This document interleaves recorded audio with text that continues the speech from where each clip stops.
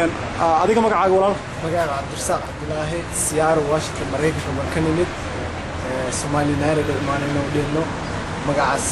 daraadeeda u imaanay marka intaas la sheegay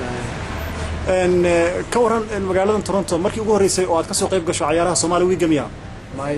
markii saddexaad markii koowaad 2003 Siyaaro ahaan ku imaanay markii labaadna waxay noqotay Soomaaliland haddana Soomaaliland markii saddexaad haddii ilaahayna gaarsiiyo 2009 ma filaysaa in markii aad soo noqoto ciyaaraha hal garoon lagu qaban doono saasaan filaynaa in hal garoon lagu qabto markaas banooniga xaraarad la lahaa dadkana heshinaya markaas adiga marna ma istiri in dadkan ma aragtay isqalaafsan la hadal ciyaartoy ahaan waasirnay shalay ka hadlaynay hal marti macaan kooxdada kulli kuwa xaqay anaka hal mar meel fadhiisano ka wada hadlayno aan dhahnaa diiba hal tournament meesha dhigeen inaan is imaanin